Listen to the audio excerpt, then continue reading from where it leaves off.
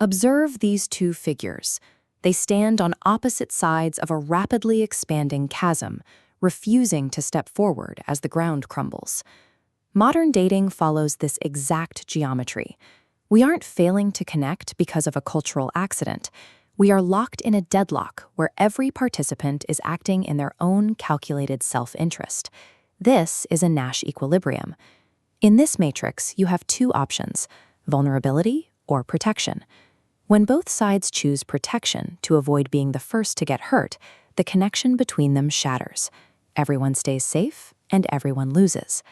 As these shattered nodes isolate, the market fractures. Men retreat into transactional, rational frameworks to minimize risk. Women withdraw into a defensive posture of hyper-independence. These choices are entirely logical. In our current environment, vulnerability is a dangerous liability. Keeping your guard up is the only move that ensures self-preservation.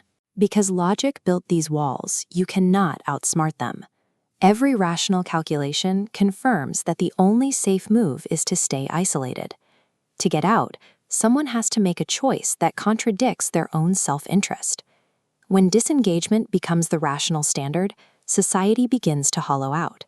We see the rise of the hikikomori, those who withdraw entirely into isolated rooms, while others retreat into digital substitutes for intimacy. Jean Baudrillard argued that when reality becomes too costly, we retreat into simulation. We capture our biological drives within a hyperreality, a digital loop that rewards apathy over the physical risk of action. We choose these digital simulations because we are terrified of the messy, painful territory of real relationships. The friction of the real world carries a price we're told we shouldn't have to pay. Breaking a Nash equilibrium requires a unilateral sacrifice. One party must drop their shield and willingly assume the risk of being hurt, knowing they have zero guarantee of a return. Reversing this decline requires a designated pure fool, someone willing to abandon the logic of self-preservation for the sake of the other. We can find the mechanics of this sacrifice in Wolfram von Eschenbach's 13th century manuscript of Parzival. This text records a psychological process that mirrors our current impasse. The poem follows the knight Gawain as he pursues Orgelus, a woman so traumatized by the murder of her lover that she greets every advance with hostility and abuse. Standard advice would dictate establishing an unyielding dominant frame in response to her mockery. Gawain does the opposite. He absorbs her insults and endures her cruelty without ever retaliating. This is kenosis, the self-emptying love of the other. It is the choice to exhaust one's own ego to create a safe harbor where the other can finally drop their guard. Gawain succeeds by outlasting her trauma through a total, violent surrender of his own pride.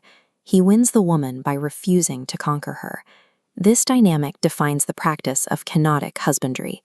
A man does not wait for a woman to heal. He loves her until she is whole. Shakespeare provides a parallel in The Taming of the Shrew. Look at Petruchio's posture here. It is an offering, not a demand for control. When Caterina behaves wickedly, Petruchio responds with persistent praise of her ideal self.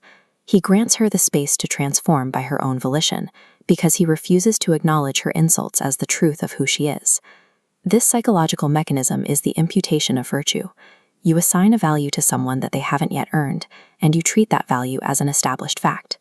Projecting a vision of someone's healed self eventually breaks the spell of their trauma.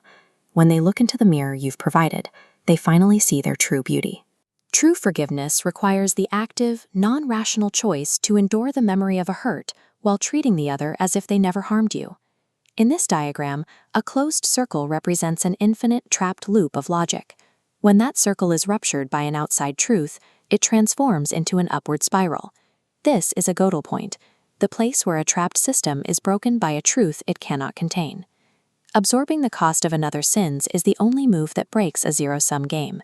You shatter the deadlock by refusing to act defensively. Modern culture prizes the blank slate, the partner with no history and no baggage. But the mature task of a man is the redemption of broken people. Chivalry is not a stone castle designed to lock away pristine ignorance. It is a vulnerable tent pitched in a storm, where two imperfect people commit to completing adulthood together. A man proves his strength by adopting the role of the pure fool, absorbing the world's trauma so that his partner doesn't have